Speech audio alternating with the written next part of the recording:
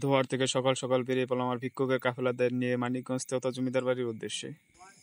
আমরা পাররা ঘাট দিয়ে বেরিবাদ সুইচ গেট দিয়ে সোজা চলে যাব বন্ডি বাজারের দিকে। এখান থেকে খেওয়া দিয়ে আমরা চলে যাব ওপারে। এই খেওয়া জন প্রতি 5 টাকা এবং গাড়ি প্রতি পিস 10 টাকা করে ভাড়া রাখে।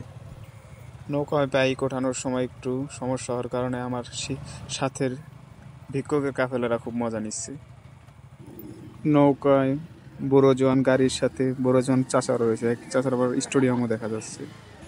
আমার সাথে কাফেলা সফরকারীরা খুব মজা পাচ্ছে, কারণ আমি বাইক ওঠানোর সময় পরে যাচ্ছি, তারা খুব মজা নিচ্ছে।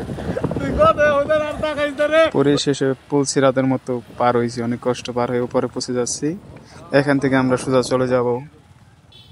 এর আগেও কাফেলাদের নিয়ে এই পর্যন্ত এসে ঘুরে গেছিলাম, আর যাওয়া হয়নি লেট হয়ে যাওয়ার কারণে। খেওয়াটা পার হওয়ার পর অপরূপ মনোরম পরিবেশ দিয়ে গ্রামের একটি দৃশ্য দেখতে দেখতে আমরা সোজা চলে যাব মানিকগঞ্জ হাইওয়ে। এই রাস্তাটি মানিকগঞ্জ হাইওয়ের সাথে যুক্ত হয়েছেন গ্রামের ভিতর। রাস্তার দুই পাশে বাঁশ বাগান থাকায় একদিকের আবহাওয়াগুলো খুবই ঠান্ডা। বালিরটেক ব্রিজটি পার হয়ে আমরা ডাইনে মোড় নিয়ে চলে যাচ্ছি আরিচা ঘাটের দিকে। এদিক দিয়ে যাওয়ার সময় বিভিন্ন ধরনের বাস দেখতে পেলাম, সেলফি বাসও রয়েছে এদের মধ্যে।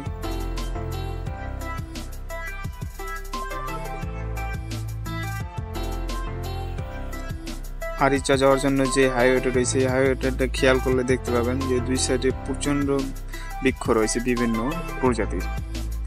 সবুজ ঘেরা এই মনোরম পরিবেশটি দেখতে অসম্ভব সুন্দর লাগছে। অবশেষে আমরা পৌঁছে গেলাম সেই বিখ্যাত জমিদার বাড়ি, তেওতা জমিদার বাড়িতে।